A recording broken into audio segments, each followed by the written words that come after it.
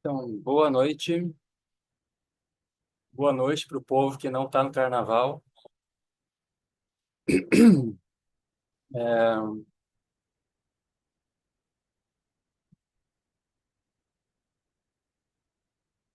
por acaso está atrapalhando o som do ventilador? Ele está. Não?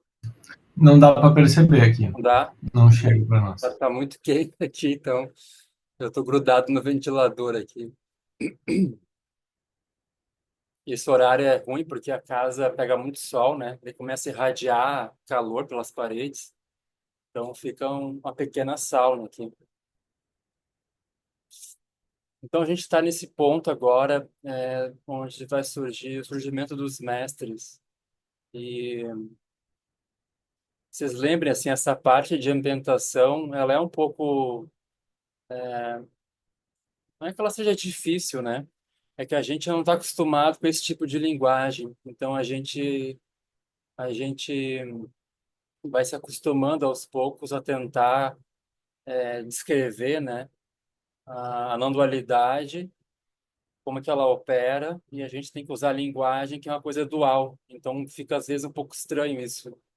A gente usar a linguagem que é uma coisa dualista para tentar descrever o que é não dualista, né? Então, esse contraste, assim, ele pode, às vezes, gerar bastante confusão, mas é uma questão de se acostumar a entender como é que isso funciona, né? Então, a gente está olhando agora o surgimento dos mestres.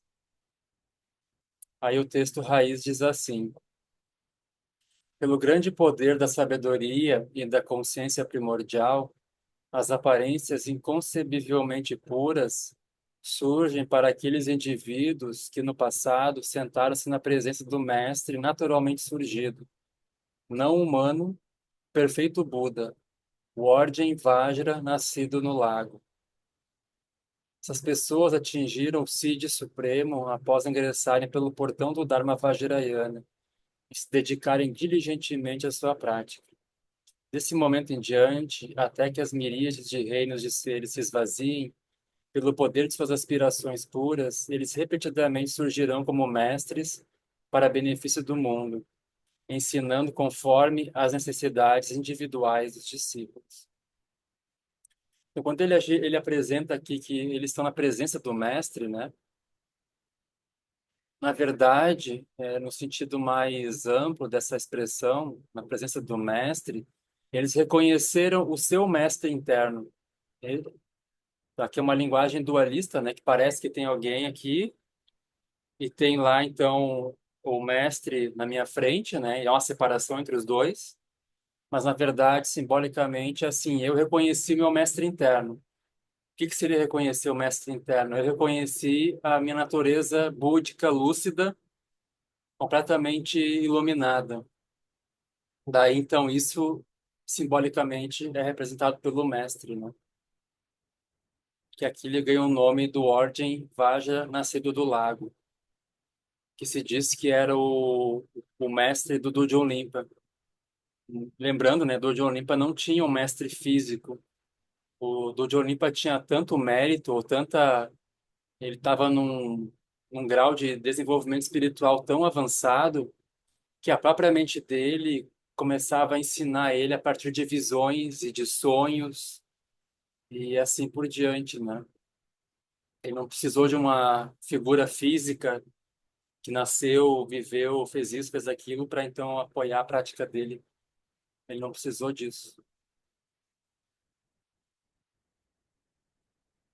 Então, as aparências, vem um comentário daí na sequência. Então, eu vi uma pessoa falando no grupo que ela é iniciante, né? Então, talvez esse texto seja bem confuso, assim, para quem está chegando, né? Mas tudo bem, assim. A gente sempre, quando chega no Dharma, é tudo meio confuso, é tudo meio difícil de entender, né? Mas faz parte. É um processo que a gente vai assimilando aos poucos, né? Então, as aparências inconcebivelmente puras surgem pelo grande poder da sabedoria, ou seja, prajna, que é cultivada e da consciência primordial que é descoberta ou revelada. Então, lembrando do encontro passado, né?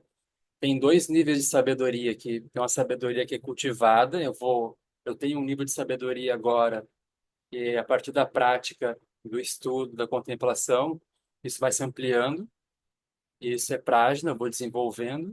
Mas tem esse outro nível de consciência primordial, aonde surge um nível de sabedoria que é intuitivo, ele é espontâneo, ele não é desenvolvido, ele não aumenta e nem diminui. Ele é um jeito de ver a realidade que revela a realidade de modo que seja através da sabedoria, né? Então, são dois níveis diferentes de conhecimento aqui. Um é um conhecimento desenvolvido e um é um conhecimento inato, intrínseco, que ele é reconhecido. Essas aparências surgem para indivíduos que se sentaram na presença do Mestre, naturalmente surgido, não humano, o perfeito Buda, ordem Vajra, nascido no lago. No cânone Pali, os primeiros ensinamentos registrados do Buda Sakyamuni, o Buda realmente disse: Eu não sou humano. Ser um Buda, ainda que você entre em nosso mundo com o corpo humano, é transcender as espécies. Por que que ele fala que ele não é humano, né? Porque a natureza búdica, ela não pertence ao reino humano. O reino humano é uma das possibilidades onde ela pode se manifestar, né? Mas a natureza búdica, que é uma consciência primordial, uma consciência que está além de tempo e de espaço, né? Ela não depende da condição humana para se manifestar, nem do corpo humano. Ela é o que ela é. Então, quando o Buda fala isso, né, quando ele atinge a realização e se torna um Buda, ele deixa de ser humano, no sentido literal da palavra, vamos dizer assim, né? Porque a mente dele não pa... O que que seria um ser humano, por exemplo, né? Vamos pensar um pouco, né? Ser humano é basicamente pensar, é ter o raciocínio, a cognição, ela opera a partir de desejo, apego e indiferença. Isso é uma mente humana. A gente quer algumas coisas, então almeja elas, busca elas, gera desejo e tenta alcançar. Tem algumas que a gente não quer obter, não quer que aconteçam com a gente, ou se a gente alcança alguma coisa, não quer perder. E tem coisas que a gente tem uma indiferença, a gente nem vê essas coisas, a gente não quer nem olhar e tudo isso, né? Então, a mente, quando opera com essas três formas, né, através de apego, desejo ou aversão, né, e indiferença, isso, então, corresponde à mente humana. Ela é basicamente isso, é uma mente muito simples, uma mente muito, a gente poderia dizer assim, é uma mente tosca, né, a mente humana. Ela não consegue ver além do gosto, não gosto e da indiferença. É muito limitada uma mente assim, né? Ela não consegue nem conceber da onde vem o desejo, como é que o desejo surge, o que que é o objeto do desejo, desejado, e assim por diante, né? Ou de aversão, ou de indiferença, né? Tem uma grande região de coisas que a mente nem enxerga, a gente nem vê. Por exemplo, né? A gente tá... Aqui eu estou num quarto, né? Esse quarto tem o Wi-Fi. Eu não vejo Wi-Fi aqui. Sentidos físicos não permitem que eu veja ele. Eu não tenho capacidade de ver. Porque dentro do contexto humano, sentidos físicos não permitem que eu veja isso, né? Não permitem. A gente vai ver, por exemplo, os animais, né? Vários animais têm os sentidos físicos muito mais desenvolvidos que os nossos. A audição é muito melhor, o olfato é muito melhor, a visão é muito melhor, né? Então, a gente não tem essa capacidade. Então, no contexto humano, a gente tem limitações, seja cognitivas, né? Ou seja, relacionadas também à questão sensorial, dos órgãos e sentidos físicos, que estão dependentes do corpo que a gente está manifestando, né? Então, nesse sentido, a gente tem limitações variadas nesse mundo humano. Mas quando a natureza búdica ela é realizada, a natureza búdica ela é onisciente, ela tudo conhece, tudo vê, né? Então a gente daí amplia a capacidade de visão e de sabedoria, de raciocínios, etc., a um nível incomensurável, né? Então, ser humano é ser meio tosco, assim, né? Não quero aqui criticar a condição humana, né? Mas é uma condição meio tosca, assim, né? Na perspectiva tão ampla que a mente pode ter, né? Ela não é tosca em si, né? Ela é tosca no sentido da possibilidade de amplidão, amplitude que a gente possa alcançar enquanto visão, assim, enquanto percepção da realidade, né? E nesse sentido, ela é muito limitada. O Gui, Oi? e a própria ideia de um eu, da existência de um eu, também faz com que né, a gente tenha essa ideia de humano, ou não é nesse sentido? É que todos os reinos, né, eles têm uma concepção de eu, né, de identidade. Então, mesmo um animal, assim, ele tem um senso de que ele quer se proteger de alguma coisa, né? Isso é um nível de um eu que tem ali. Não tão desenvolvido, né? Não tão complexo como um humano, por exemplo, né? Com as emoções todas e as contradições e incoerências, né? Mas é como se fosse um eu primitivo, assim, muito responsivo, né? Muito ligado a estímulo-resposta. Mas tem um senso de identidade ali operando nele, né? Porque ele busca certas coisas e evita outras coisas, né? Então ele tem um nível de identidade ali operando, mas na relação com os seres humanos, a gente é muito mais complexo, né? A noção de identidade que a gente tem, muito mais complexa.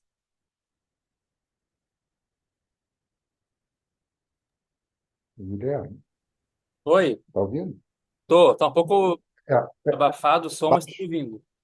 eu posso tentar botar um pouco mais de som aqui, então um segundo.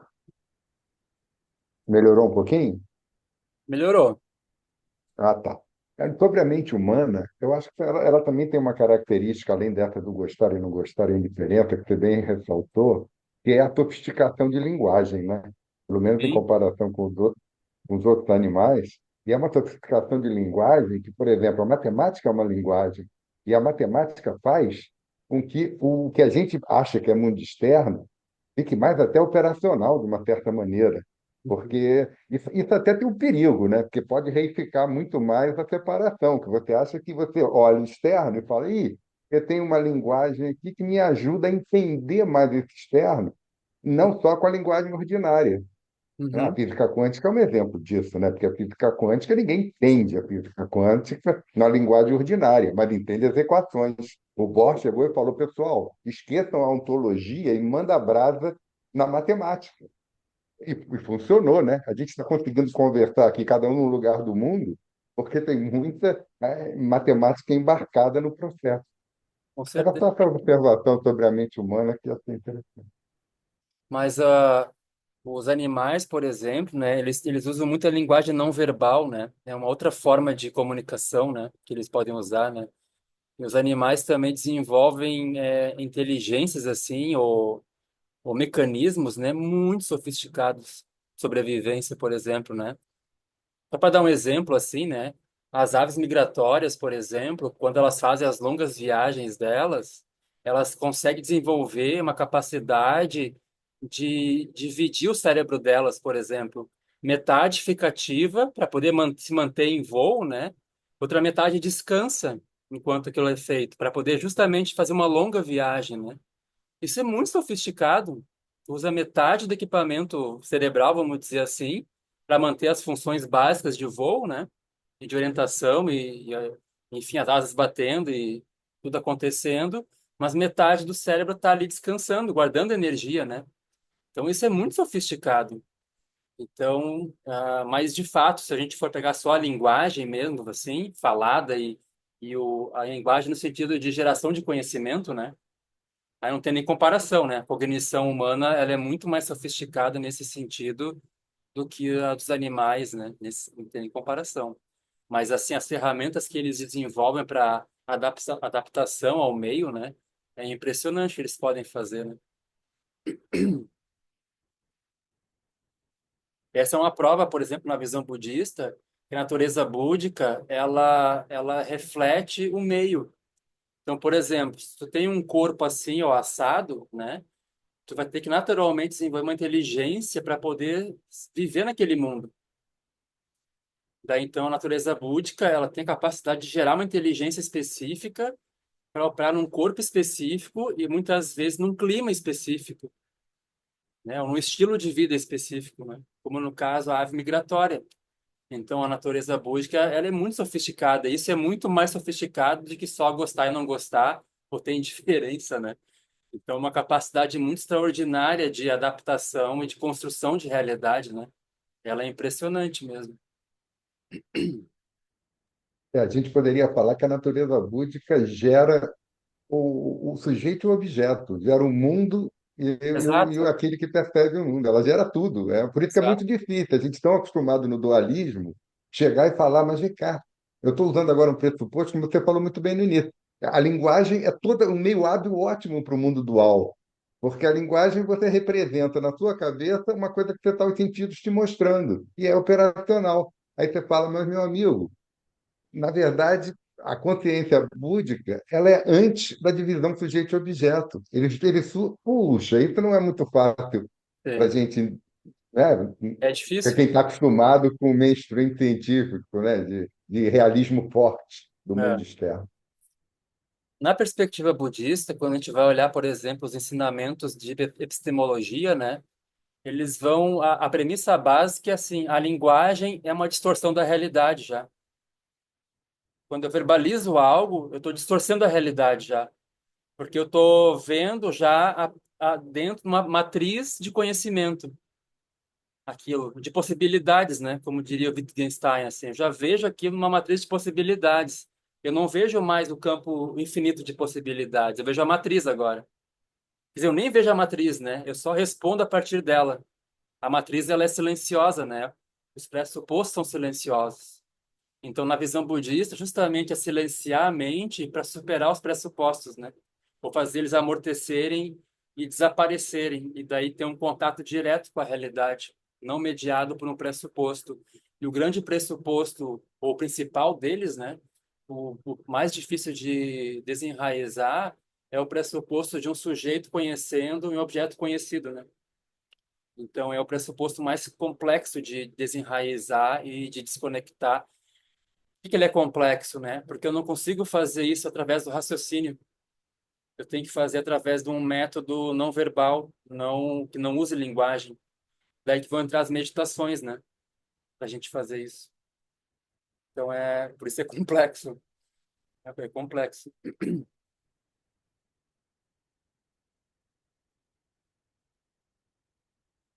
Então a gente parou nessa parte onde o Buda fala que ele não é humano. Isso é muito engraçado também. Isso conecta um pouco com a história do Ramana Maharishi, que foi um grande yogi Vedanta, eu acho, né?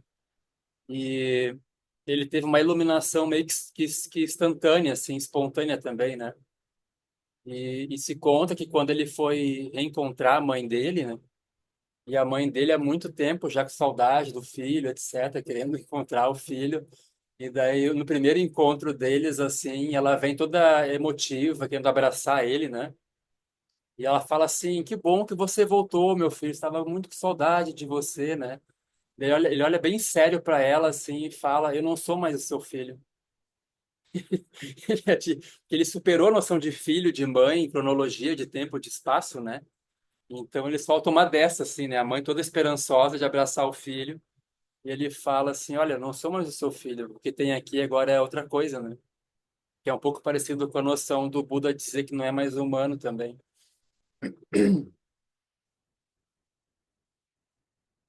Então, ser um Buda, ainda que você entre em nosso mundo com o corpo humano, é transcender as espécies. Um Buda não apenas transcende as espécies, como também transcende o quê? Os três reinos do desejo, o da forma e da não forma. Então, desejo é basicamente os seis reinos, né? Aí tem os quatro reinos da forma e mais quatro reinos da não forma. Então, as quatro dhyanas, né, do reino da forma e os quatro samadhis do reino da não forma. Então, são outros o da forma e não forma, são âmbitos de existência que estão além do aspecto sensorial. Então, são âmbitos abstratos mentais, vamos dizer assim, né? Onde não tem aspecto sensorial envolvido. O Buda transcendeu tudo isso, né?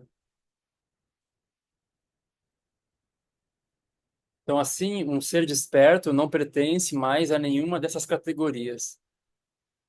Assim, o séquito está sentado diante do mestre naturalmente surgido, não humano, o perfeito Buda, ordem Vajra, nascido no lago. que é uma manifestação de Padmasambhava. O séquito vê com visão pura. Ele vê as coisas como elas realmente são. Ou seja, né? O séquito se vê inseparável do mestre. Não há separação entre o séquito e o mestre. E isso, por exemplo, isso é a essência de Guru Yoga, né? A gente vê nossa mente inseparável da mente do nosso mestre, ou nossa mestra. Guru Yoga é essa prática de reconhecer que a mente dele é a nossa mente também. A gente vai, então, criar uma ressonância e receber a transmissão daquela mente, né? Então, após ter ingressado no Dharma Vajrayana e se aplicado diligentemente, essas pessoas atingiram o Siddhi Supremo, isto é, a iluminação. Então, até que as miríades de reinos de seres se esvaziem, e pelo poder das suas aspirações puras, eles retornam como mestres, ensinando conforme as necessidades individuais, capacidades, índole e assim por diante dos discípulos. Por quê, né? Porque esses mestres, eles são mestres Mahayana também. Eles fizeram o voto assim, não, eu vou ficar voltando para beneficiar os seres, para ajudar os seres, né? Então, eles seguem voltando para o reino humano, ter uma condição mais favorável para que as pessoas, então, encontrem os ensinamentos, encontrem a possibilidade de atingir liberação do sofrimento. Então, isso faz lembrar a prece com que Sua Santidade Dalai Lama muitas vezes conclui seus ensinamentos no Guia do Modo de Vida do Bodhisattva de Shantideva. O que que diz essa prece, né? Ela diz assim: enquanto o espaço perdurar, enquanto os seres sencientes permanecerem, possa eu permanecer para aliviar o sofrimento do mundo. Então, isso é o voto de um Bodhisattva genuíno. Ele retorna vez após vez para ajudar os seres, né? Isso fica um pouco obscuro para a gente, né? Porque a gente não tem muito claro o que que seria voltar ou não voltar de uma vida para outra, né? Ou de, o que que seria o âmbito da iluminação, o que que de fato é o âmbito do samsara na relação com isso, né? Mas, enfim, é assim que é. Então, a gente deixa isso meio no ar, assim, enquanto experiência, né? A gente pode entender cognitivamente, intelectualmente, né? Mas o âmbito experiencial já é uma outra feição, assim, é um outro departamento.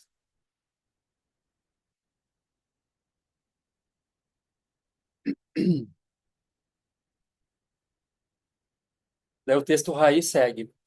Quando as suas predisposições kármicas anteriores forem ativadas, eles verão diretamente a verdade da realidade última e emergirão do reino da sabedoria. As aparências puras surgem para eles, mas estas não são nem a mente e nem os processos mentais. Na verdade, essas aparências, elas são por natureza o jogo do espaço absoluto, manifesto. Não são os 8 tipos de consciência, né? Quais são os 8 tipos? Lembrando, a consciência substrato, ela é vijnana, ou a base fundamental da nossa mente. A sétima consciência, que é a noção de um eu, de identidade, chamada de consciência aflita também. A sexta, consciência mental, que é o processo grosseiro de raciocínio.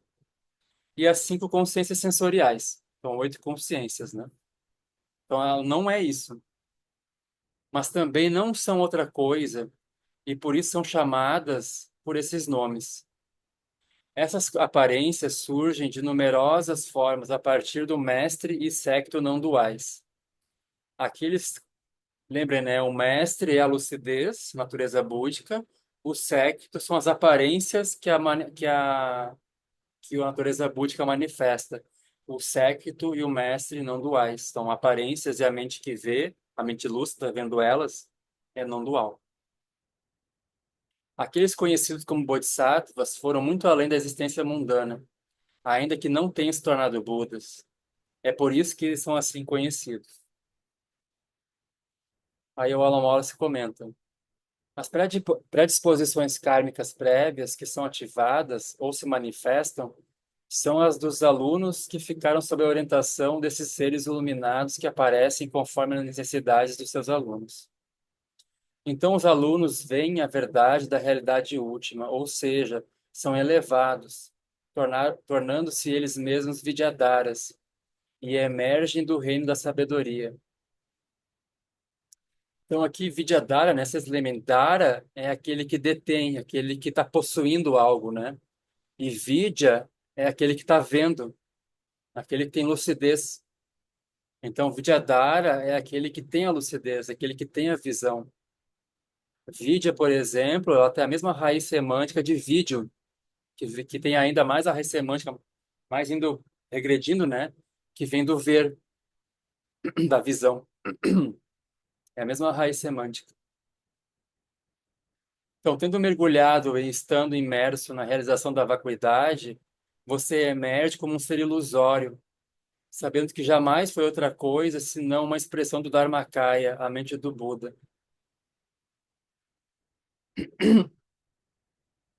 As aparências puras surgem para eles espontaneamente, uma vez que tenham penetrado na base última e visto de forma direta. Então, o de Olimpa era um Vidyadhara como esse, né? Com essa descrição aqui.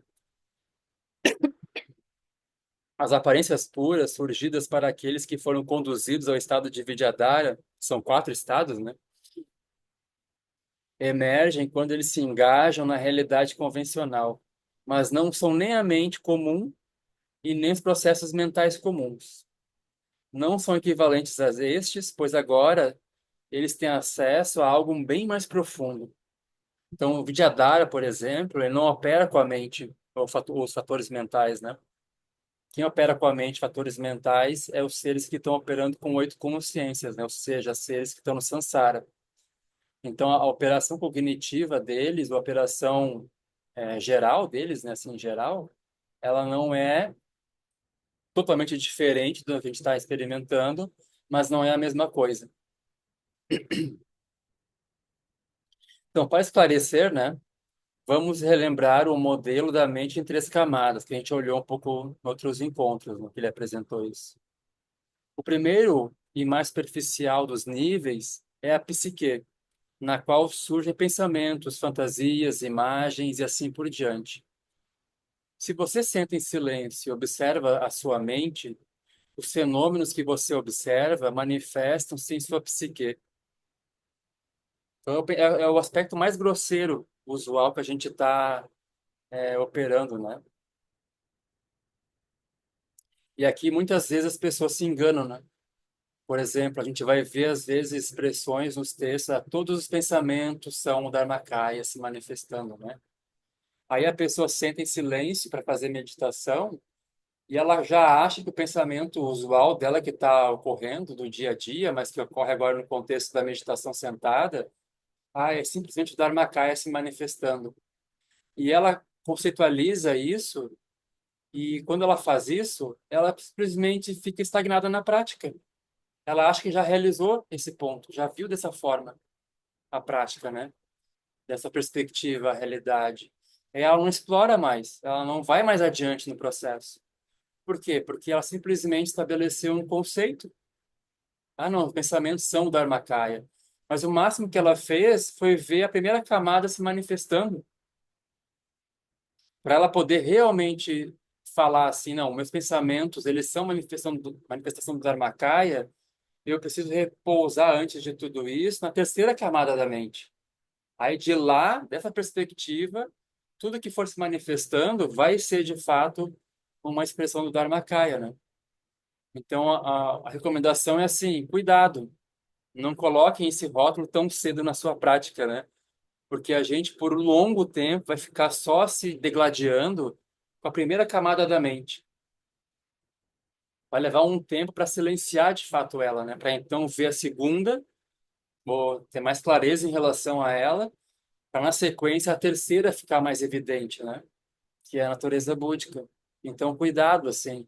A gente tem uma tendência a ser muito apressado na prática, né? A gente tem uma tendência também a, a ter uma convicção, né? Que já consegue praticar as coisas mais sofisticadas. Por que a gente tem uma tendência a fazer isso? Porque a gente simplesmente entende conceitualmente o ensinamento. Mas entender conceitualmente o ensinamento não é praticar o ensinamento.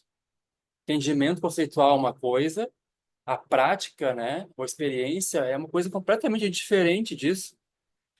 Então a gente tem que ter muito cuidado para não confundir uma coisa pela outra, porque daí a gente fica estagnado, achando que já entendeu, quando na verdade está simplesmente pensando sobre aquilo e não vivenciando aquilo de fato, né?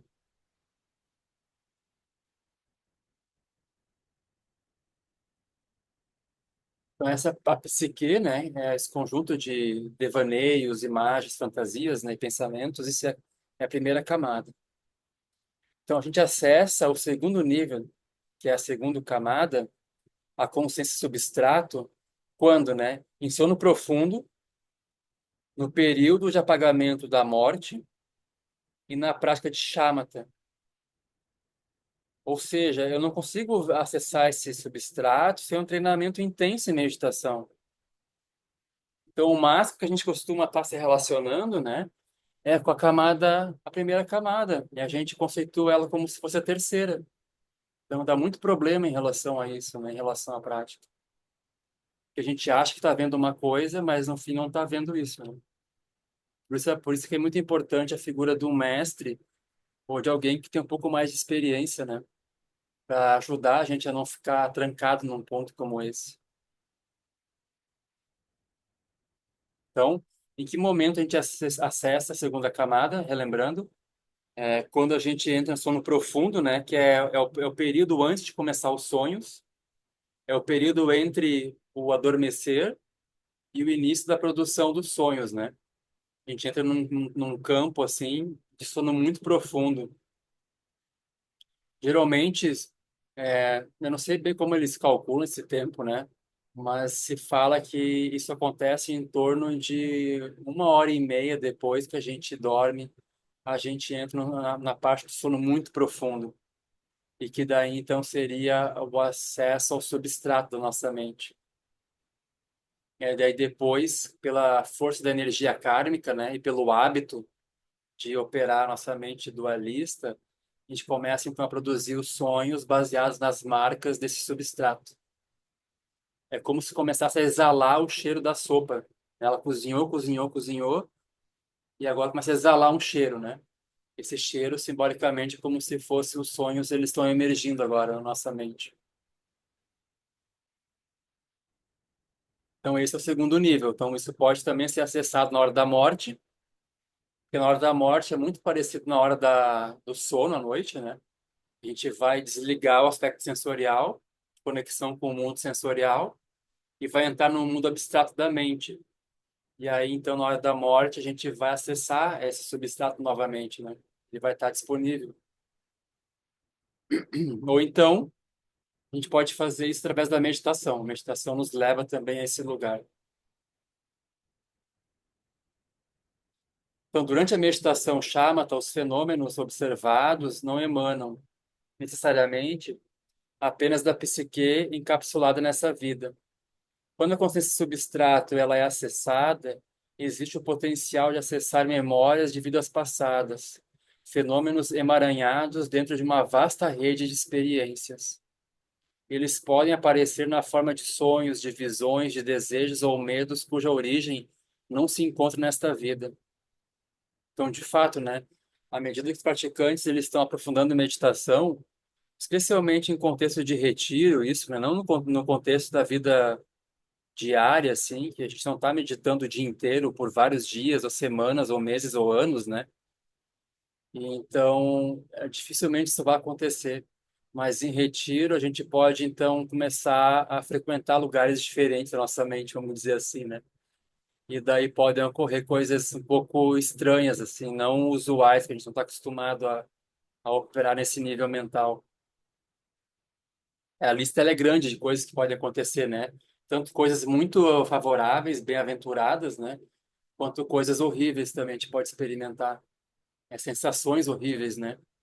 De sofrimento, de dor, de pânico, de medo.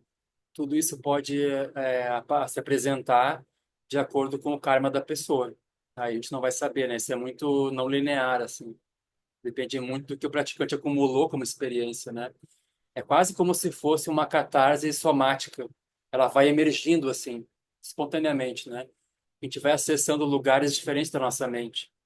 Então pode surgir um pânico sem nenhum sentido. E esse pânico, muitas vezes, dependendo do grau de pânico que se manifesta na meditação, né? Isso pode se manifestar como visões de fato. A gente começa a ver coisas, né? ver pessoas ou ver seres com aparências estranhas, né? Porque a mente, ela tá... É como se a gente estivesse tomando um grande laxante na nossa mente, né? E começa a sair coisas assim, né? Começa a aparecer coisas da nossa mente. Mas não é da mente grosseira que está aparecendo, é da mente mais fundamental. Então, podem aparecer memórias e coisas assim, né, somáticas, e o próprio corpo ele pode também ter efeitos, né? Podem ter, por exemplo, alergias estranhas, né? Dores estranhas, coisas estranhas na pele podem aparecer também, né? O relato, assim, ele é muito grande de experiências que podem ocorrer através da meditação no nível muito intenso, né? Mas pense assim, é muito intenso de prática, não é uma coisa muito, não é assim banal, não é corriqueira, né? É para quem está há muito tempo praticando, isso pode aparecer. Mas nem sempre elas são ruins, as experiências.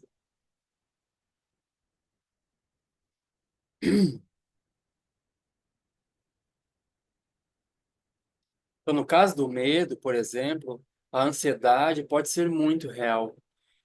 Então, por exemplo, né, a gente vai ver as histórias de Milarepa, ele conta, assim, quem já estudou a história da vida de Milarepa, tem uma história muito famosa, assim, que ele encontra a Diaba da Rocha, né? Ele vê vários demônios, ele vê durante a meditação dele. É esse tipo de coisa que começa a aparecer esse tipo de coisa. Ele começa a ver demônios surgindo na caverna onde ele está meditando, e é um demônio recorrente, digamos assim, né? Que vai aparecendo. Ele vai entrando em contato com essa dimensão da mente dele que antes estava amortecida ou estava escondida pela camada mais grosseira da nossa mente. Então pode acontecer isso. Então pode ser muito real ao ponto de parecer que a gente está vendo alguma coisa com o sentido físico da visão. Mas, no entanto, a sua origem pode ser uma experiência de vida passada.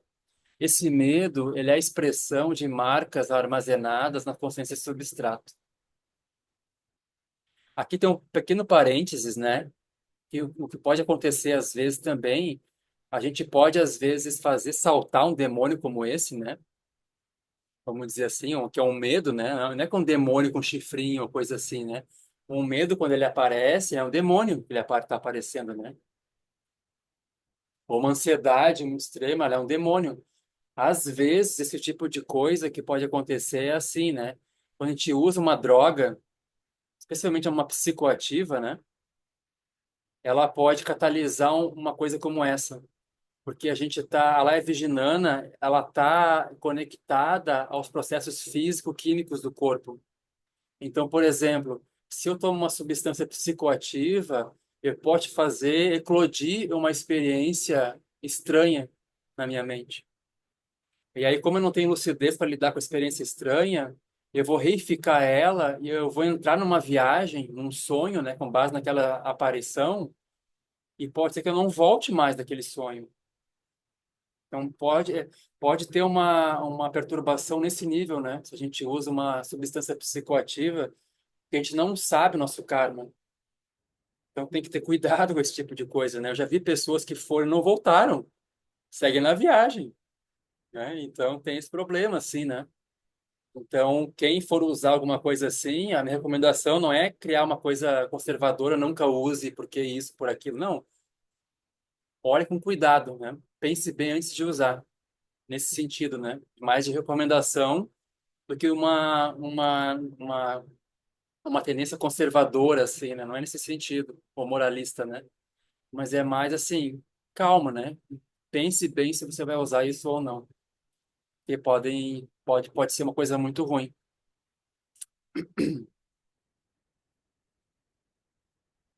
Então, isso é o substrato da nossa mente. A gente não sabe o que que tem ali, né? A minha recomendação pessoal, assim, melhor não mexer nisso, né? Deixa quieto, né?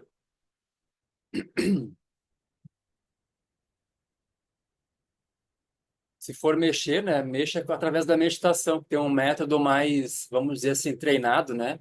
E é um método que está balizado por muitos séculos de experiência, né? E existem antídotos, existem ferramentas para como trabalhar todas as experiências, né? Então, essa seria a recomendação geral. Uma vez eu vi assim o Toku Urgyen Rinpoche, que era um grande yogi, né? grande Yogi Dzogchen, ele se conta que ele usou LSD, né? Porque ele começou a entrar em contato com os alunos nos anos 70. E a galera que foi para o Nepal, assim, especialmente, era muito doida, né? A galera que foi para lá, assim. Então, ele acabou experimentando e daí se conta que ele falou assim, olha, interessante isso, né? Mas Shamatha é muito mais interessante, né? Porque ele realizou Shamatha, então ele acessava o substrato, né, da mente dele. Então ele dizia isso, era muito mais interessante ele ter um acesso direto ao substrato da mente dele através da meditação, né? Muito mais interessante que o LSD. Então isso tudo diz respeito à segunda camada da mente, que é o aspecto do substrato ou a base fundamental da nossa mente. Então, tendo penetrado até a terceira camada da mente, que é quem, né? A consciência primordial. Aquilo que emerge, os fenômenos que aparecem, eles não são manifestações da mente e dos processos mentais. Desse modo de observação mais profundo, as manifestações e processos mentais que abrangem a psique são fenômenos superficiais. Pelo mesmo motivo, seria enganoso descrever essas experiências primordiais como manifestações da consciência substrato. As aparências originadas da consciência primordial são o quê, né? Elas são a radiância natural e espontânea da consciência prístina, não sendo nem a mente e nem processos mentais. Essas aparências são, por natureza, o jogo do espaço absoluto manifesto, ou seja, o Dharmadhatu se manifestando. Então, para a gente, nesse momento, que está operando basicamente com a primeira camada de consciência, né, ou de mente, a gente nem concebe o que seria isso. Não tem como conceber. E no ponto que eu estou olhando, não tem como conceber. Que eu estou olhando para o norte e quero tentar descrever o sul. Não tem como. Simplesmente não tem como entender isso de modo experiencial, né? A gente pode fazer uma aproximação cognitiva, intelectual, né? Mas efetivamente entender de modo experiencial a gente não consegue. É tudo especulação, né? A gente pode fazer.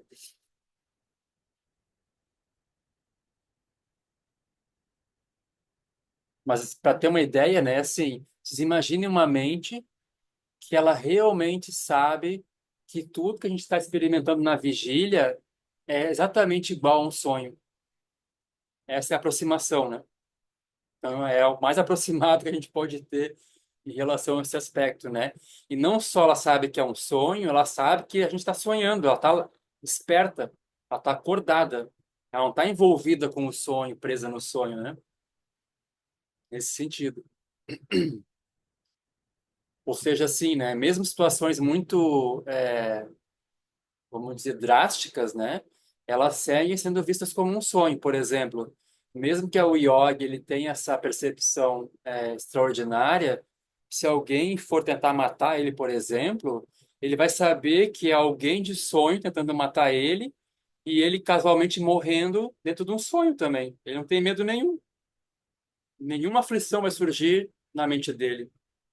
Por isso que nas yogas do sonho, né, que são feitas à noite, o terceiro nível de yoga do sonho justamente é esse, é perder o medo, é perder a completa, desenvolver uma liberdade completa de qualquer coisa aflitiva em relação ao sonho. Por exemplo, né? Digamos que a gente está sonhando à noite que alguém vai nos matar, uma faca, né? Se a pessoa tem proficiência nessa habilidade meditativa, ela pega a mão da pessoa e enfia no corpo, porque é uma faca de sonho, e o corpo de sonho também, ninguém vai morrer. Não tem medo. Então ela treina isso durante a noite na prática das yogas do sonho, né? Ou se um tigre vai devorar ela, por exemplo, ela se oferece para o tigre, porque é um sonho de tigre, não é um tigre verdadeiro, né? Então é nesse sentido que funciona a terceira camada da mente. O medo, a inveja, a competição, as emoções aflitivas desaparecem completamente. Elas são impossíveis de serem manifestadas nessa condição. Porque não tem reação alguma ao mundo externo, não tem noção nem de externo, né? Então não tem reação alguma, né?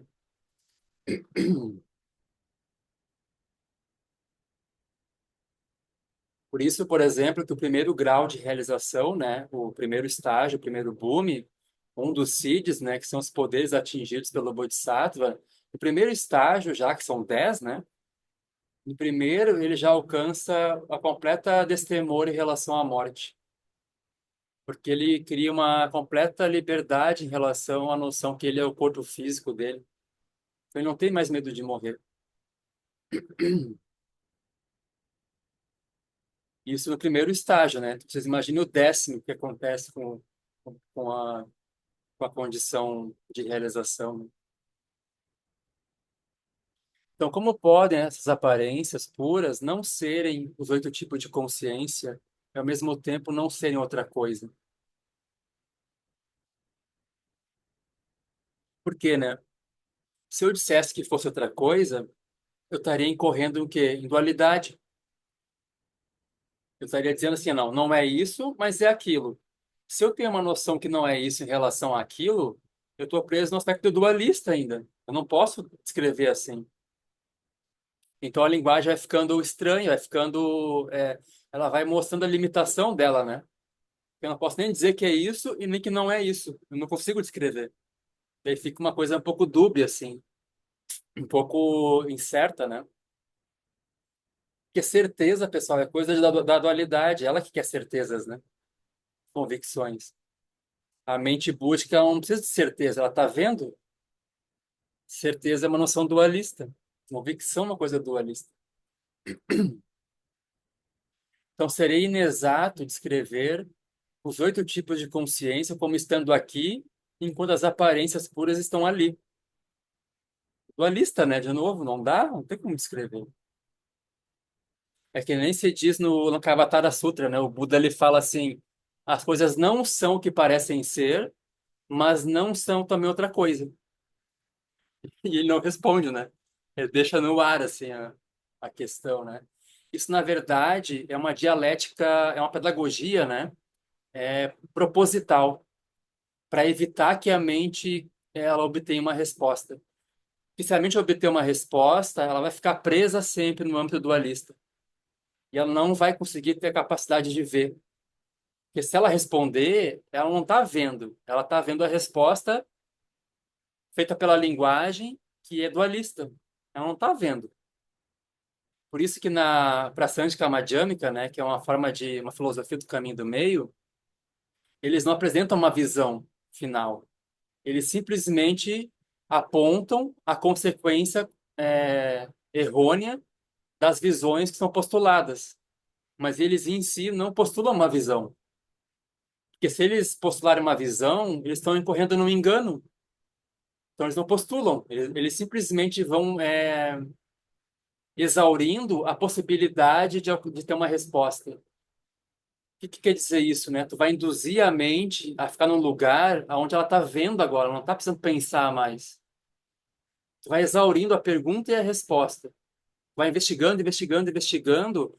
É como se tu fosse cansando a mente, até o ponto que a primeira camada se dissolve na segunda e a segunda se dissolve na terceira. É um método, uma pedagogia, né? Aonde a gente não busca responder, a gente não busca ter a resposta, né? A gente só vai desmontando as perguntas. Chegar num ponto onde a mente não pergunta mais nada, a mente está vendo. Porque o próprio Wittgenstein, esse filósofo, ele fala assim: se eu puder colocar uma questão em jogo, eu posso responder ela sempre. O ponto principal é alcançar uma condição onde não há pergunta mais nenhuma a ser feita. Esse é o conhecimento verdadeiro da realidade, né? É interessante, né? Ele chegou muito próximo da vacuidade, se não, de fato, encontrou ela, né?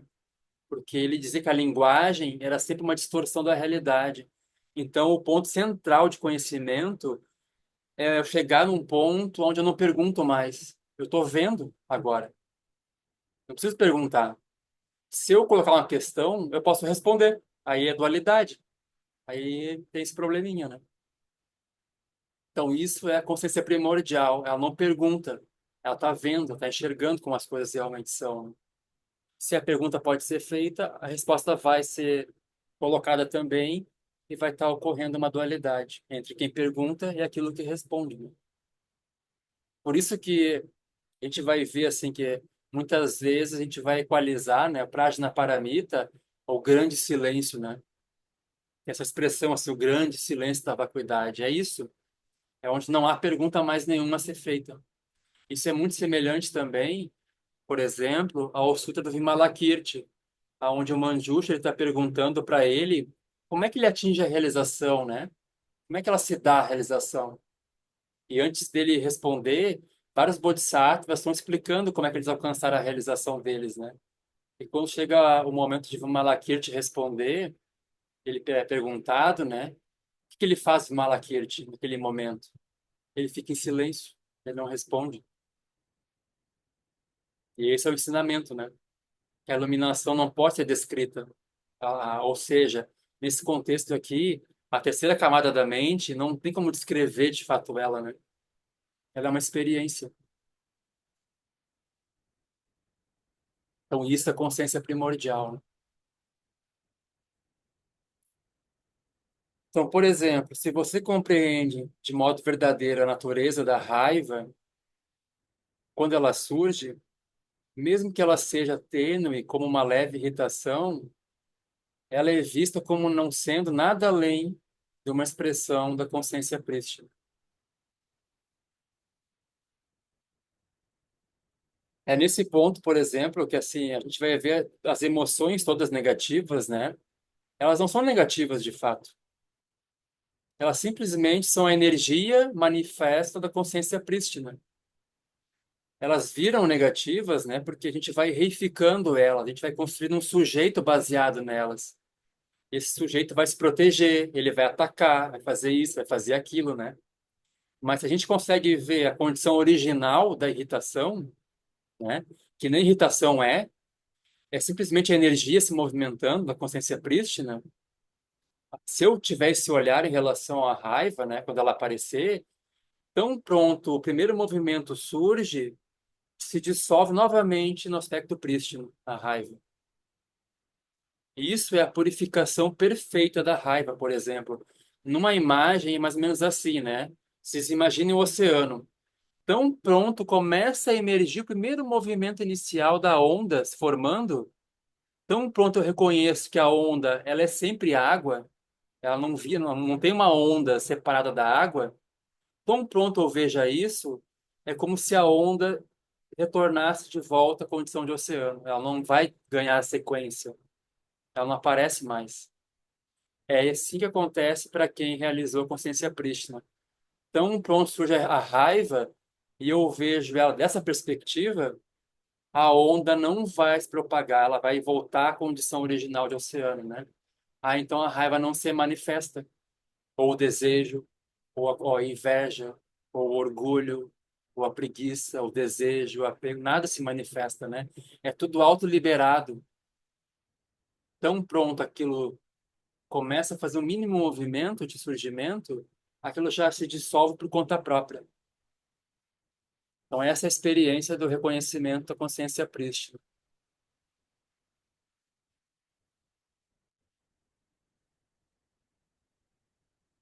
Mas, claro, né? Normalmente a gente não faz isso, né? Então, esse é um pequeno detalhezinho, assim, né?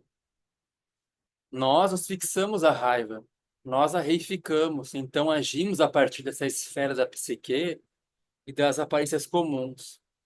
O que acontece, né? A raiva, ela emerge, ela engata com uma coisa, depois com outra, e com outra, e com outra, e cria uma justificativa para a raiva também. Parece que tem um objeto lá fora que está ativando a raiva em mim e eu sou sujeito raivoso. Aí eu reajo com raiva aquilo ali.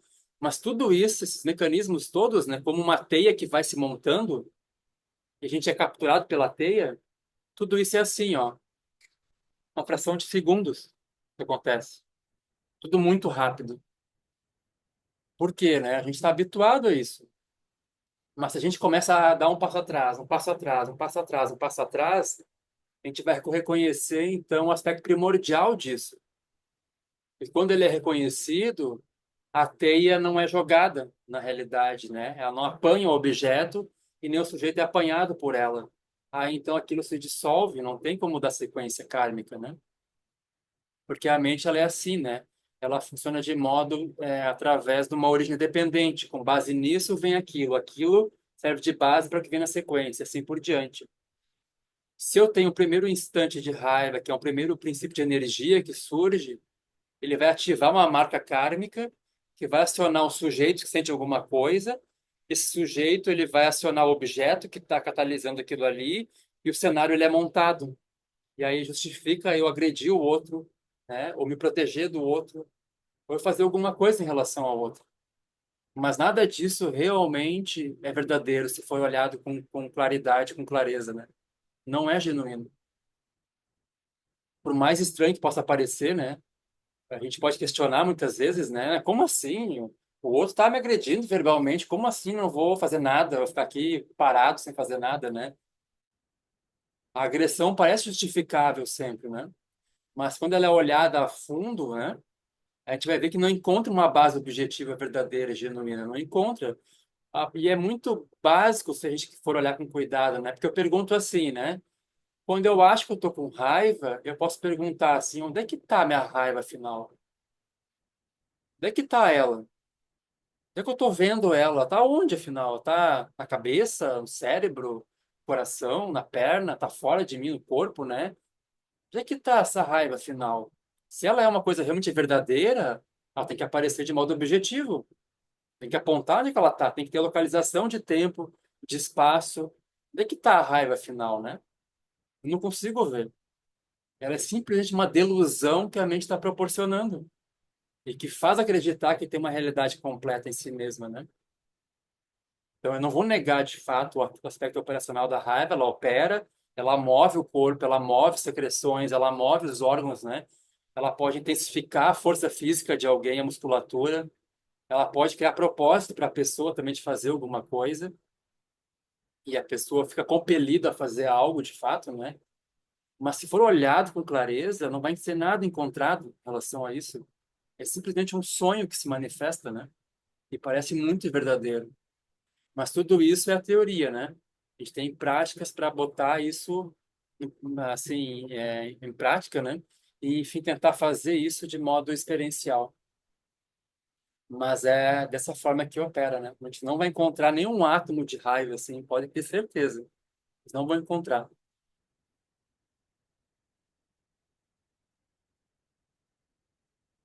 É por isso na Madhyamika, por exemplo, que a definição de realidade relativa, né, ou realidade aparente, é tudo aquilo que não resiste à análise.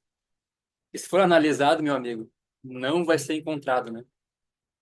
Não encontra.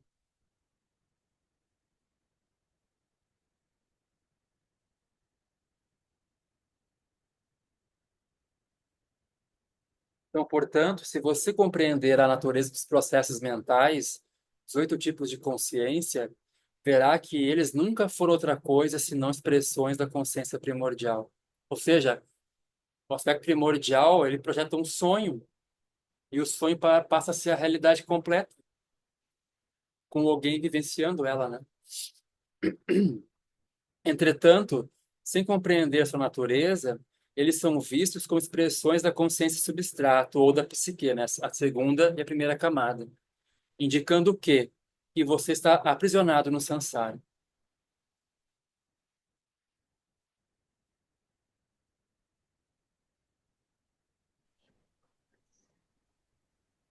Então, ainda assim, deve ser aplicada alguma terminologia para se falar das aparências, por isso elas são chamadas por esses nomes, os 8 tipos de consciência. Algo semelhante acontece na física. Essas aparências, o jogo de espaço manifesto da consciência, que surgem das numerosas formas a partir do mestre e do secto, são não duais. São aparências da visão pura. A última frase desse parágrafo explica a diferença entre bodhisattvas e budas. Um bodhisattva, embora já tenha ido muito além da existência mundana, é alguém que ainda está no caminho para o estado búdico. É por isso que são assim conhecidos como bodhisattvas e não ainda como budas. Eles estão num processo, né?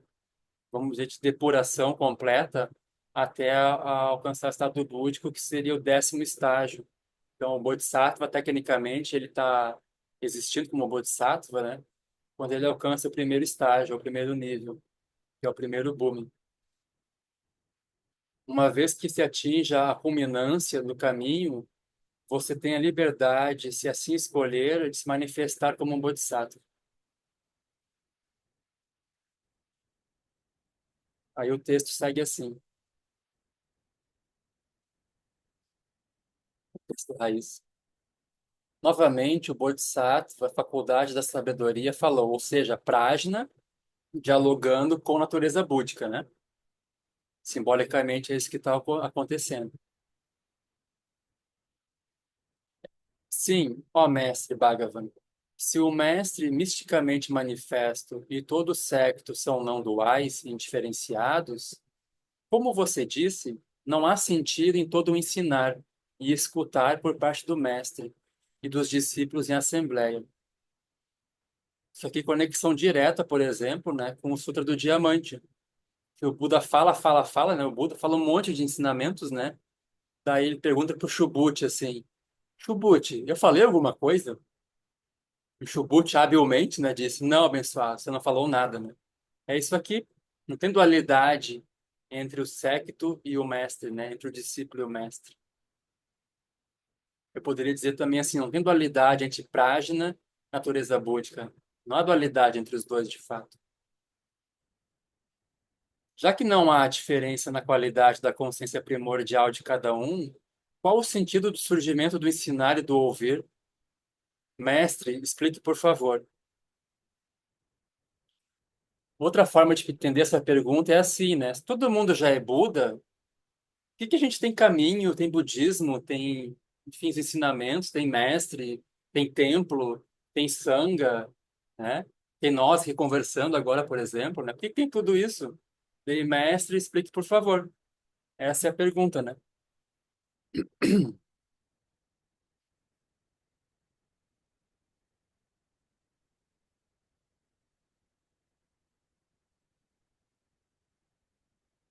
Ele replicou: Ó faculdade da sabedoria, o mestre naturalmente surgido, conhecido por Sakyamuni, ele surgiu como uma emanação para discípulos no passado, como os raios de luz a partir do sol. O mestre, aqueles que solicitaram os ensinamentos e o séquito representando os ouvintes, eles pareciam estar ensinando e ouvindo tipos individuais de caminhos espirituais e veículos para treinar os discípulos. E embora o mestre e o séquito fossem não duais, para benefício dos discípulos surgiram várias expressões de meios hábeis, como o mágico e suas magias, né? Então, isso aqui é o caminho, pessoal, né? A gente vai passar um longo tempo, basicamente, usando coisas artificiais, fabricadas, inventadas, para reconhecer o que não é inventado, o que não é fabricado, o que não é construído. Mas para a gente poder reconhecer isso, né, a gente tem que usar a fabricação antes. A gente não tem acesso direto a isso por enquanto, né? Mas no futuro a gente vai ter. Então não adianta a gente querer nesse momento largar tudo, né? Se achar um yogi do espaço, assim, né? Porque a gente não está nesse ponto ainda. Mas muita gente às vezes cai nesse engano, né? Ah, não, não precisa meditar porque a natureza búdica já está presente, né? Mas não adianta a gente querer fazer isso sem ter o reconhecimento dela antes de tudo isso, né? Quando ela for reconhecida, aí sim, a meditação é inútil. A meditação é simplesmente fabricar alguma coisa. A gente vai ver nos textos mais profundos, né? Eles vão dizer assim: a meditação é corromper a realidade das coisas. A meditação é uma coisa que atrapalha a realidade das coisas, né? Não há meditação a ser feita. Se a gente faz meditação, é alguém fazendo algo ainda, tem um eu fazendo algo. A gente vai ver esse tipo de afirmação, né? Esse tipo de ensinamento. Mas, enquanto eu não alcanço esse nível de realização, eu vou ter que usar tudo que é fabricado para reconhecer o não fabricado. É por isso, por exemplo, que a gente vai ver o aspecto artístico do Dharma, ele é tão intenso, né? É estátua, e é mandala, e é oferendas, e é os mantras, e é as deidades, e é os templos, e é os rituais todo. É tudo meio hábil para apontar o que está além de tudo isso. São ferramentas, né?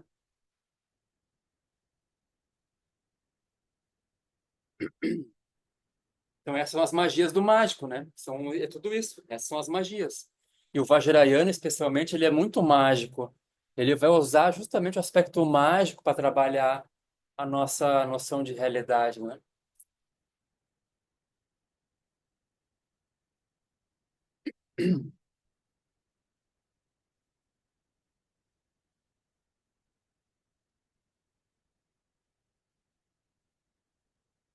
Tem um ritual no Vajrayana que é muito bonito, eu acho muito simbólico, né? Que é assim, é, quando tem a prática acontecendo, o mestre, que é o condutor da prática, né? Ele é chamado de mestre Vajra. E daí esse mestre Vajra, ele segura um dorje na mão, que é um símbolo da consciência primordial, né? Consciência Krishna, é um símbolo para ela. Ele segura um dorje na mão assim, e é puxado um fio desse dorje, e ele passa nos dorje todas as pessoas que estão na assembleia, ou no retiro, ou enfim, na prática, né?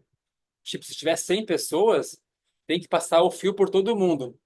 Então, todas as outras pessoas seguram um dorje e o fiozinho.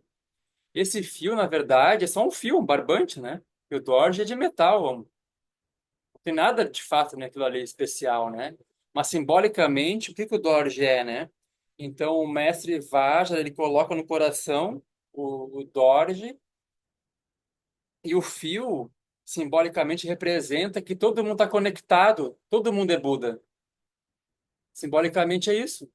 Então, Vajrayana, ele vai trabalhar a simbologia das coisas, né? E a partir disso, a gente supõe que vai gerar o reconhecimento experiencial aquele aspecto, né? Mas simbolicamente é isso, tem um Dort segurado ali, segurando ali, e o fiozinho passa por todo mundo durante o retiro, na assembleia que está reunida. Então, é esse tipo de coisa. Então, essa é a magia que o mágico está usando. E o Vajrayana tá cheio desse tipo de coisa.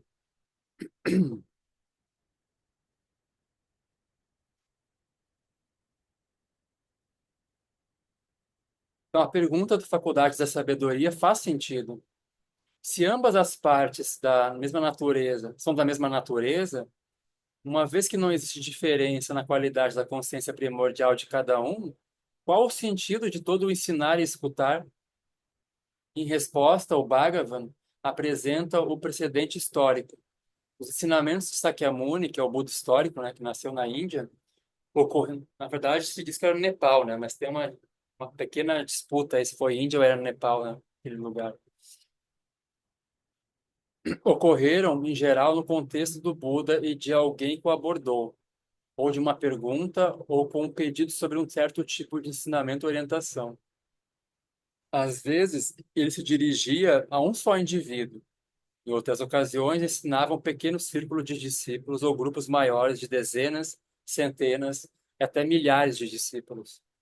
Em muitos casos, os papéis eram o mestre, o solicitante e aqueles que ouviam o ensinamento, os discípulos.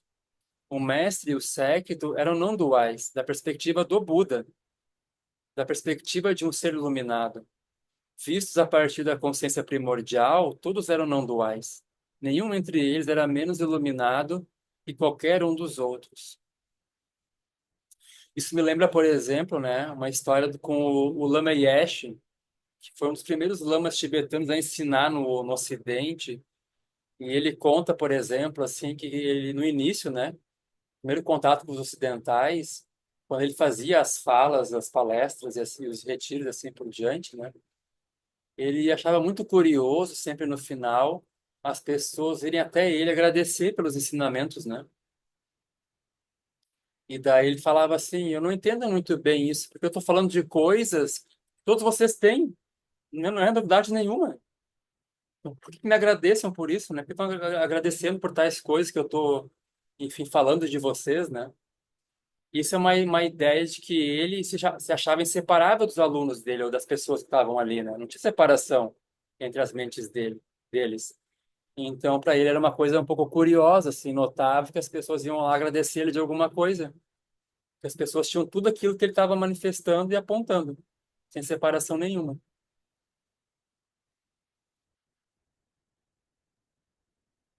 Então, esse cenário de mestre e discípulos exemplifica a interseção entre realidade última e realidade convencional.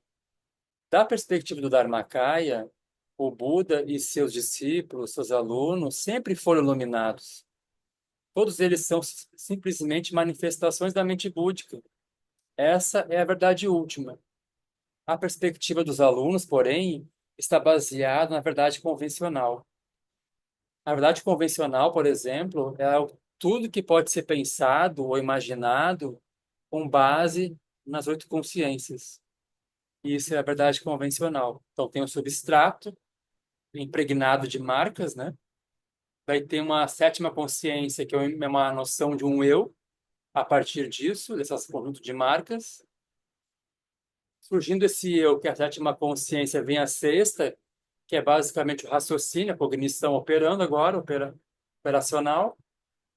E os sentidos físicos, né? Eles trazem a informação para a gente, que é filtrada pela sexta, pela sétima e depositada na oitava. Isso é a verdade convencional que a gente está operando, né?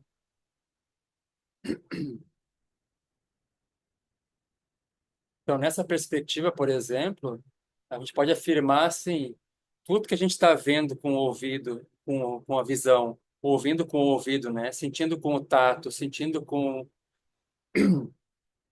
a paladar e sentindo com o órgão sensorial do nariz, né? Tudo isso simplesmente são sombras de Alaya Vijnana, do substrato. Isso não é a realidade, pessoal. Desculpa aqui, né, trazer essa informação, mas não é. Isso é o que que é? Isso é a verdade convencional, né, da nossa perspectiva pessoal. Não é como ela realmente é, né? Então, no fim, é assim, ninguém está vendo nada. Essa é a grande verdade, né? Nem as pessoas mais inteligentes, com PhD em Harvard, em Stanford, em Oxford, isso não pouco importa. Eles acham que estão vendo a realidade das coisas nessa perspectiva, né? Eles estão vendo uma coisa parcial. E aquele exemplo do lama, ele é perfeito, assim, ele é jocoso, né? Porque é assim, né? Essa galera toda inteligente, intelectualizada, só explica a crise financeira depois que ela passa. Ninguém consegue ver ela antes. Por que não vê antes? Né? A crise só é explicada depois que ela acontece. E todo mundo vê analista de não sei aonde, não, mas porque o mercado tal, empresa tal, o mercado tal, o país tal fez isso e aquilo, boicotou tal G. Depois que acontece, que o cenário se monta, né? Aí sim você tem capacidade de olhar o cenário montado e aí traçar uma perspectiva daquilo que foi montado. Mas e antes? Que ninguém viu antes acontecer, né? Porque todo mundo está vendo coisas parciais, não tá vendo a coisa global, não está vendo causas e condições no nível máximo possível, né? Ah, então não é possível de perceber aquilo antes de acontecer.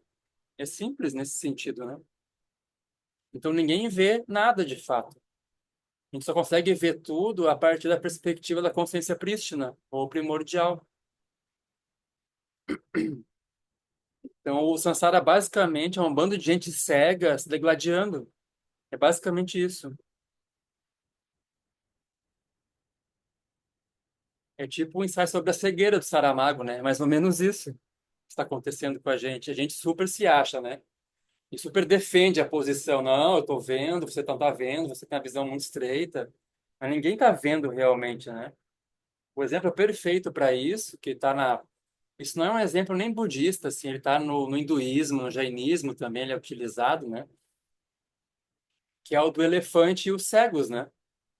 Então, tu pega vários cegos e dá assim, né? Dá uma parte do elefante para ele descrever, né? Daí um cego pega a tromba, o outro pega o rabo, o outro pega a perna, o outro pega o tronco, o outro pega o marfim, a orelha, né? E tu pede assim, agora me descreva o elefante como ele realmente é, né? Aí os cegos vão dizer, não, o elefante é assim. Não, ele não é assim, ele não é rugoso, ele é liso. Não, aqui é a parte dura, não aqui é macia, né? Ninguém vê o elefante de fato. Cada um vê a perspectiva que é capaz de enxergar. Quando a gente vê a consciência prístina, ou a partir dela, né, a gente vê o elefante. A gente não vê uma partir de uma perspectiva específica a realidade.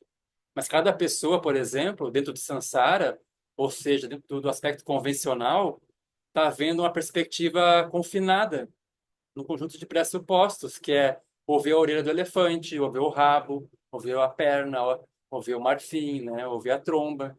E não consegue ver o elefante por completo, né? Então, isso é a verdade convencional. E essa visão, né, da realidade última, ela não depende de intelecto, formação acadêmica, etnia, conta bancária, nada disso ela depende, né? É uma outra esfera, é uma outra coisa. Muitos mestres, por exemplo, com a visão completa sobre a realidade, grandes mestres Dzogchen, né, da grande perfeição, muitos deles eram iletrados, analfabetos, mas eles tinham uma visão assim extraordinária sobre a realidade, porque eles viam a partir do ponto de vista primordial.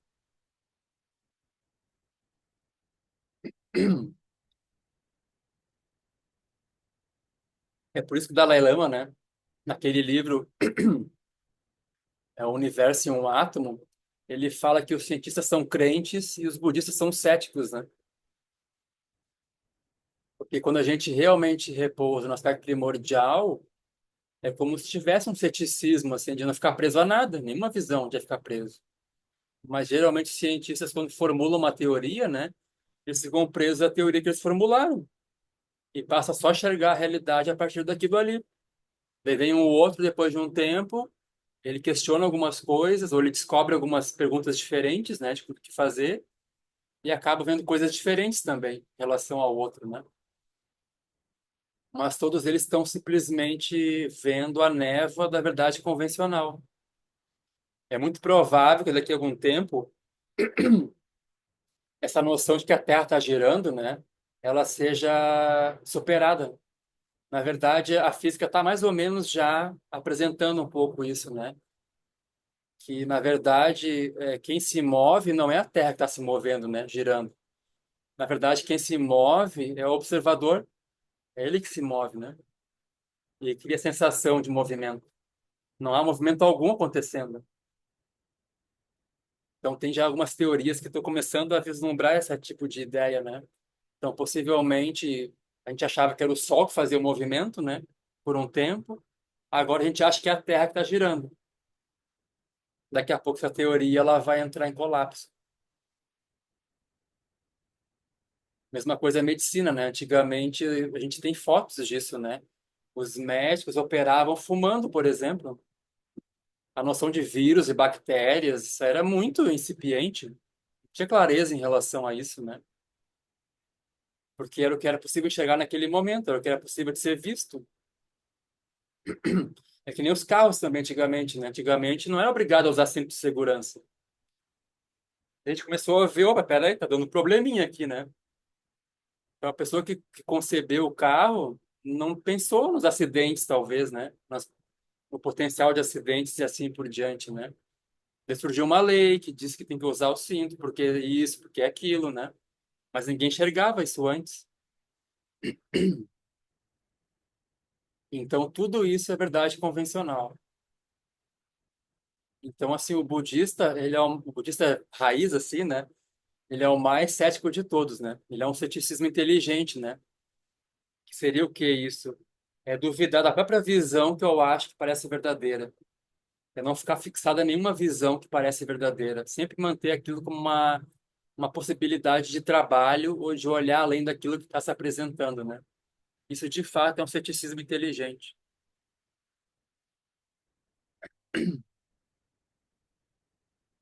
Então, a gente vai parar por aqui hoje, né? Já são 9h27. Então, isso é a verdade convencional.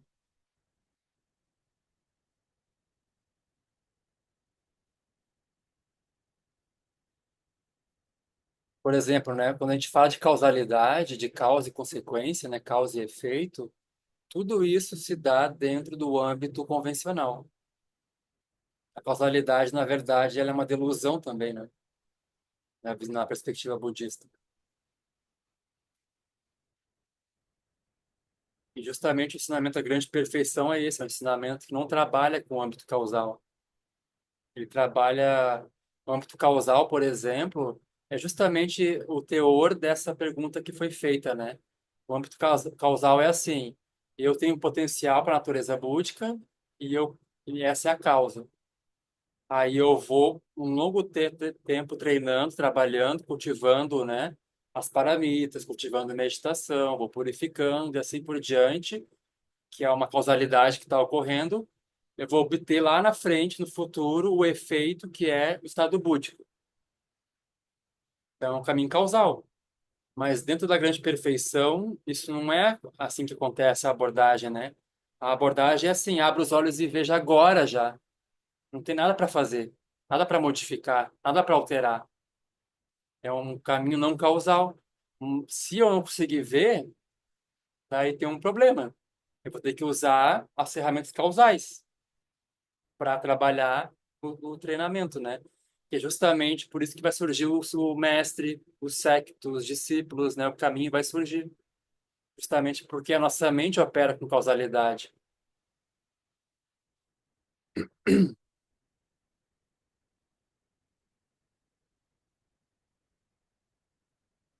E é isso. Se eu fosse trabalhar aspecto não causal, é simplesmente abre os olhos e veja. Nada a fazer. Está tudo posto, já pronto. Não tem nada a ser feito. Não tem uma causa que vai produzir, então, algum efeito, né? Já está agora acontecendo. Não tem tempo para acontecer. Não faz parte o tempo da equação. Tempo, quando fala em tempo, por exemplo, tempo é causalidade. Mas o ensinamento da grande perfeição não faz parte do tempo, esse ensinamento. Por isso que muitas vezes vai surgir a expressão que é a mente do quarto tempo, né? Não é nem passado, nem presente, nem futuro. É o quarto tempo. É um tempo sem tempo. É ali que está a consciência prístina disponível. Ela não vai melhorar, ela não vai piorar, ela não se modifica. Ela não está presa ao tempo. Tudo que está preso ao tempo se modifica, tem alteração. Como ela está fora do tempo, ela não se altera. E ela é totalmente presente, incessantemente presente. Ela não tem início, não tem meio, não tem fim, né? Nada vai, nada consegue confinar ela numa categoria como essas, né? De tempo, de espaço, assim por diante. É não causal.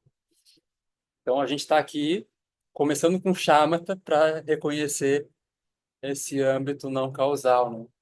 E Shamatha é só a ferramenta que nos leva, que acalma a primeira camada da mente, a grosseira, e nos leva até a segunda, para então, depois com Vipassana, a gente fazer o corte assim pelo véu de Avalaya Vijnana e abrir então e reconhecer o aspecto prístino, né? Então, o texto todo aqui, ele diz respeito a Shamatha. A gente simplesmente acalmar nossa mente, gerar estabilidade para que esse observador, né, ele penetre completamente as aparências e manifeste o que está além delas, né? E que corta o véu de confusão, de delusão. Então, a prática de Vipassana, ou Vipassana, que a gente tem também a publicação em português, né? O comentário do Alan Wallace e o trecho do John Nimpa também, que é o livro chamado Investigando a Mente. É isso, né? Então, por hoje tá bom, né? Pode perguntar, Roberto. Olá. Eu tenho uma resposta que o Alan Wallace deu num retiro lá atrás, em que perguntaram sobre a diferença entre mente e consciência. Eu achei muito interessante, porque ele falou, olha, eu vou dar uma definição prática, né? Porque tanto a palavra consciência como a palavra mente, ela é usada em sentidos um pouquinho diferentes, né? A gente encontra mente e consciência.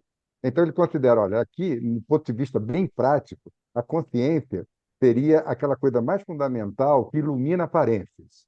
Então Uhum, a consciência, então não tem muito sentido de você chegar e falar que a consciência é lúcida. Não tem, porque a consciência ilumina aparências. Aí, o movimento que se dá abaixo da consciência é a mente, que a mente pode estar operando com total lucidez, que seria o Vidyadhara, ou a mente pode estar operando devido a fatores kármicos da oitava consciência. Aí seriam os reinos. Eu uhum, achei muito boa essa pra gente, porque aí, na prática, a gente teria que chegar é como você colocou aqui, você tem a psique, o psique, que é o modelo, é o mais grosseiro, aí você tem a consciência substrata, e aí você tem a consciência prístina. Então, aí tem tanta coisa ainda no grosseiro que eu, pelo menos, ainda não tenho acesso, entendeu? Tem tanta Uhum. coisa, e cada vez mais, e se aprofundando, e chegando na consciência substrato, o pensamento discursivo ainda pode ajudar, porque até a consciência substrato você tem um grau de dualidade. Quando você vai saltar, entendeu? Da substrato para consciência prístina, vai travar a linguagem, como a gente vê claramente, né? Vai travar o pensamento. Então, a gente teria alguma coisa. Por exemplo, no mainstream, descobriram que a matemática era uma linguagem excepcional para a gente operacionalizar modificações no mundo externo que a gente não saberia fazer de outra forma. Eu acho que no mundo espiritual, que pode ser uma analogia assim, meio simplória da matemática, é a bodhicitta. Porque no caminho espiritual, se a gente não está tendo mais bodhicitta, nem uma relativa, né? Que é absoluta, não tem nenhum sujeito, aquilo só se manifesta, é porque a equação está errada. É a impressão que eu tenho. O que você acha? Um outro exemplo, assim, dessa relação de mente e consciência, né, tu pode pensar assim, né? A consciência, ela é o espaço, a mente é como um vento que passa por esse espaço. Dá para pensar assim também, né? Consciência, ela é, na verdade, até o próprio Buda ele fala assim, né? Por exemplo, ele dá o exemplo do espaço como consciência, Krishna, e a mente, por exemplo, assim, a mente ela pode ser colorida por alguma coisa, né? Então, por exemplo, quando vem um aroma, um cheiro no espaço, e o vento transporta o aroma, né? Então, esse vento transportando o aroma é como se fosse a mente. E tudo se dá no espaço que está ocorrendo, né? A informação ela é passada, né? Ela vai ser transmitida naquele âmbito. Então a vente é como ele dá o exemplo de um cadáver que está cheirando no lugar assim, está fedendo um cadáver, né? E o cheiro Uhum. ele vem até alguém assim, né? Esse cheiro que é transportado pelo vento, isso é a mente. E o espaço é o que permite esse movimento acontecer, né? As coisas acontecerem, né? É nesse sentido que a gente pode também pensar a noção de mente e de consciência, né? Outro exemplo é assim, né? Quando a gente chega num lugar, tipo um prédio, assim, uma sala que seja, né? Ou na casa da gente mesmo, né? A gente chega na casa, a gente tem a sensação de, de sentir que tem um lugar ali existindo, né? Uma casa, um ambiente. E isso é feito de modo não discursivo. Eu simplesmente vejo a minha casa e ela se manifesta. Mas quando eu passo a pensar sobre ela, aqui eu vou arrumar o armário, tenho que trocar a porta, aqui eu tenho que começar a talvez rebocar a parede ou pintar a parede, né? Isso é a mente. Mas o que iluminou a noção de casa, né? As aparências da casa, né? Sem falar sobre isso, sem categorizar, sem racionalizar, isso é consciência, né? Mas quando começa a pensar sobre aquelas referências, né? Você tem que arrumar isso, organizar isso, limpar tal coisa, isso é a mente, né? A mente usual, assim, a mente do Sansara. E a gente pode pensar assim também, né?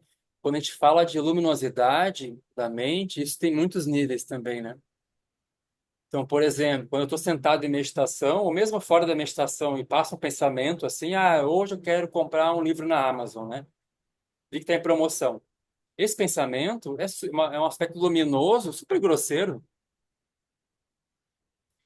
O aspecto luminoso mais básico, né?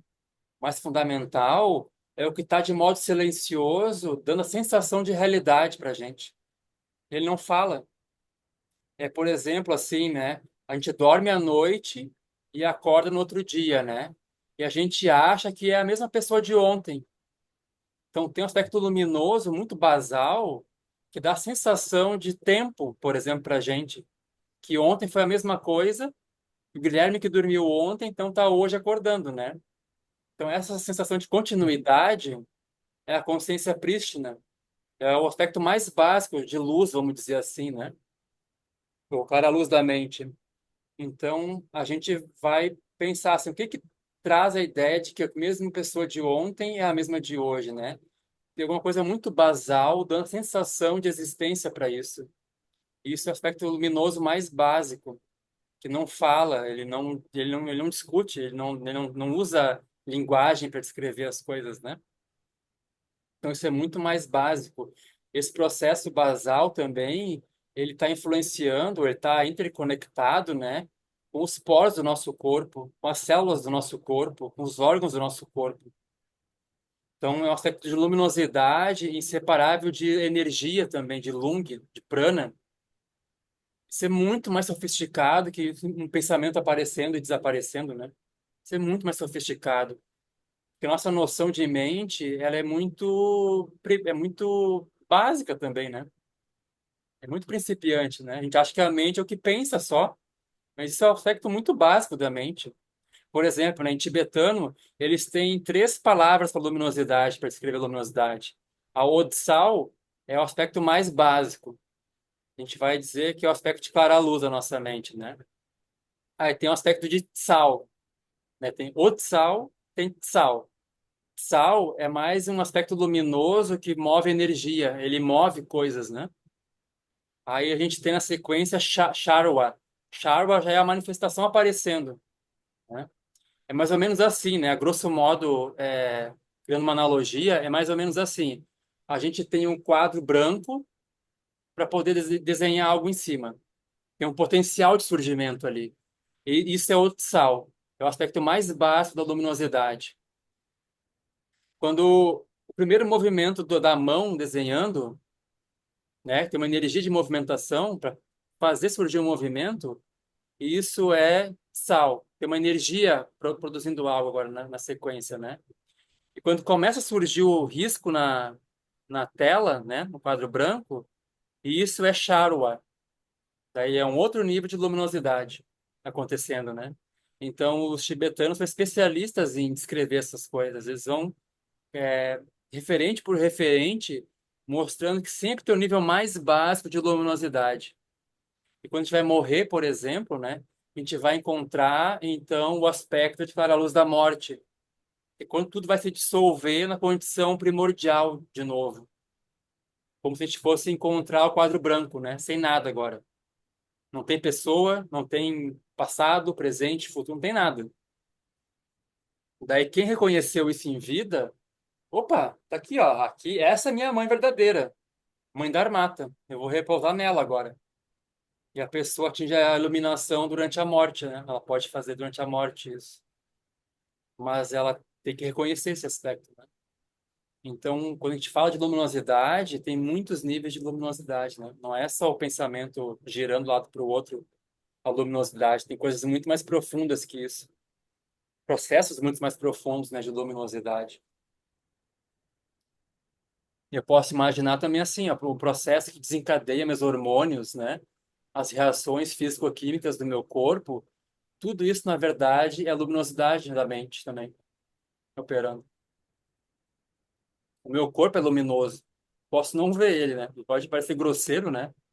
Ele pode parecer físico, né? Mas ele é um corpo de luz, na verdade.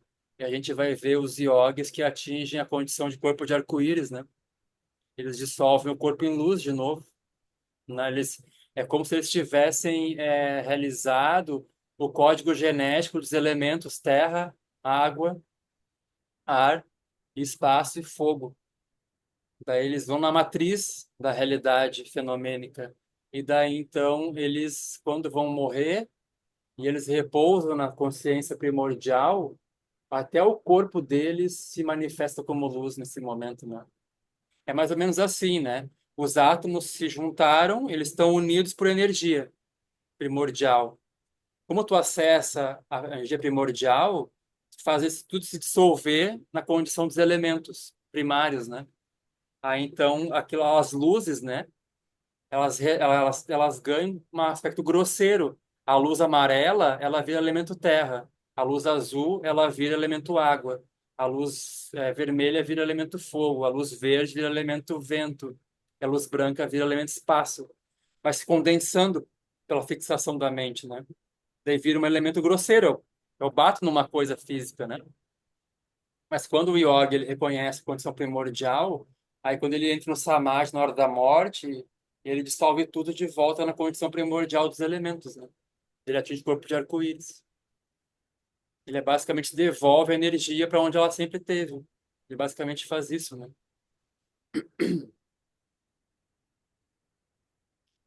Então tá bom, né? A gente avançou um pouquinho hoje aqui. A Obrigado. conversa é boa, né? Empolga, né? Mas a gente Obrigado. vai fazer então a dedicação.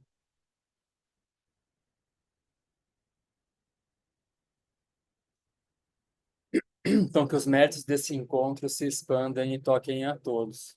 Que o Mestre Universal da Paz e da Compaixão, Sua Santidade Dalai Lama, juntamente com todos os mestres, todas as tradições que veiculam essa mensagem, tenham longa vida. Que todos estejam a salvo, tirar pensamentos negativos, o obstáculo mais destrutivo. Que esses pensamentos nunca surjam em nossa mente e que todos os seres também estejam livres de pensamentos negativos ao longo de minhas muitas vidas e até este momento, todas as virtudes que tenho alcançado, inclusive os méritos gerados por essa prática, e todas as que vier a conseguir, ofereço para o bem-estar dos seres sencientes. Possam a doença, a guerra, a fome e o sofrimento diminuir para todos os seres, enquanto sua sabedoria e compaixão aumentam nesta e em vidas futuras. Posso claramente perceber todas as experiências, não sendo tão substanciais quanto o tecido do sonho durante a noite, imediatamente despertar para perceber a manifestação de sabedoria pura no surgir de cada fenômeno. Posso rapidamente alcançar a iluminação para trabalhar sem cessar pela liberação de todos os seres. Budas e Bodhisattvas em conjunto, seja qual for sua motivação, sua ação benéfica e preces auspiciosas, seja qual for a sua onisciência, realizações e poderes benévolos, e seja qual for a sua imensa sabedoria, eu igualmente venho para beneficiar os seres, algo para que possa alcançar as mesmas qualidades. Neste exato momento, posso nem mesmo os nomes doença, fome, guerra e sofrimento ser ouvidos pelas pessoas e nações da Terra, mas possam sim sua conduta moral, mérito, riqueza e prosperidade crescer, e possam a suprema bem-aventurança e bem-estar sempre surgir para elas. Kim Lop Chosun Rin Lu Jizamin Satsum Chapar Pel Droju Jotsun Noa Nidrandum Song Delay Show. Boa noite para vocês e boa semana. Boa noite. Bom Obrigado, resto de Gui. carnaval para quem for lá aí. Até Boa mais. semana. Obrigado, Até, Guilherme. Boa semana para até todos. mais.